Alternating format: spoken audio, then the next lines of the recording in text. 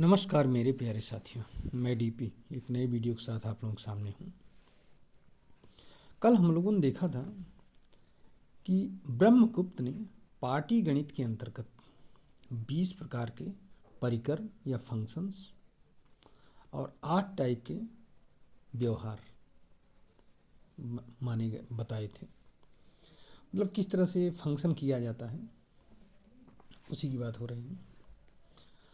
अब अगर हम देखें तो ये जो जो भी फंक्शंस बताए गए हैं, इनमें से फर्स्ट 8 जो फंक्शंस हैं उनको महावीर स्वामी और उनके बाद के गणितज्ञों ने मौलिक माना है।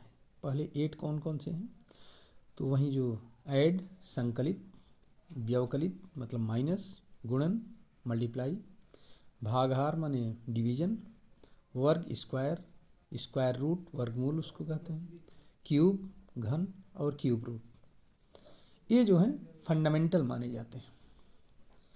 अब इसमें जो दुगुणीकरण और अर्धीकरण का मतलब वो करना है, ट्वाइस करना है या आधा करना है, ठीक है ना, हाफ करना है, तो यूनान और अरब वालों ने इसे भी मौलिक परिकल्प माना है, मतलब कि फंडामेंटल फंक्शंस का नाम दिया है। जबकि हिंदू गणित की पुस्तकों में इन दोनों का समावेशन कहीं नहीं है। ऐसा है कि दशमलव की पद्धति से ये लोग थे अनभिज्ञ, ठीक है, इसलिए इनके लिए ये दोनों बहुत महत्वपूर्ण थे। जबकि भारतीय गणितज्ञ प्रचलित जानते थे दशमलव, तो जैसे अर्धीकरण है तो 0.5 से मल्टीप्लाई कर देते थे। अब इसमें कुछ ग्रंथों का नाम हम लेना चाहेंगे जिनके बेसिस पर ये सब किया गया है।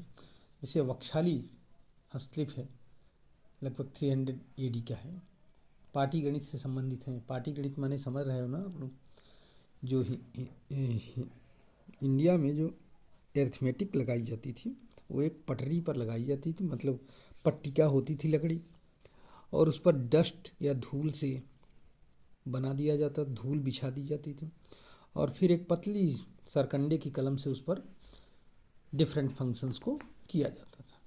इसीलिए उसको पाटी गणित कहा जाता है। कहीं कहीं पर इसको इसीलिए अंकों को गोबार के अंक कहा जाता है, या डस्ट धूल के अंक कहा जाता है, धूल कणिका।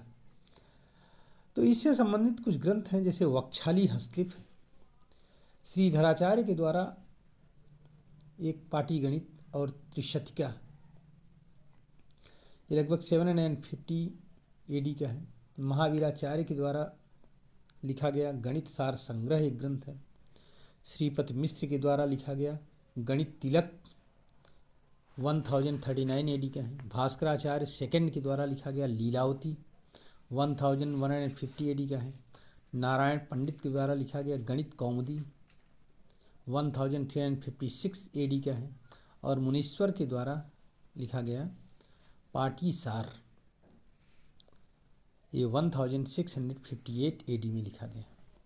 तो इन सभी ग्रंथों में इन 20 फंक्शंस और 8 बिहेवियर्स का नंबर किस तरह से बिहेव करते हैं, ये जो डिफरेंट फंक्शन से कैसे बिहेव करते हैं, तो इनकी अलग अलग सूत्रों के साथ व्याख्या दी गई है, ठीक है। अब इन ग्रंथों के अतिरिक्त ज्योतिष के सिद्धांत ग्रंथ में भी गणित का एक अध्याय होता है।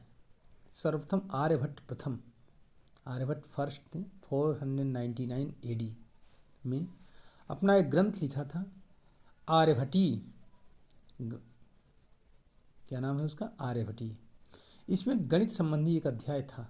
ऐसे ब्रह्मगुप्त ने 628 AD में ब्रह्मगुप्त ने भी ब्रह्मस्फुट का सिद्धांत लिखा, वहाँ पर भी ये था सूर्य सिद्धांत। हाँ, अब आर्यभट्ट फर्स्ट के जो पहले सिद्धांत ग्रंथों में बात नहीं थी, पुराने ग्रंथों में, तो जैसे उसमें सूर्य सिद्धांत में गणित का कोई अध्याय नहीं है।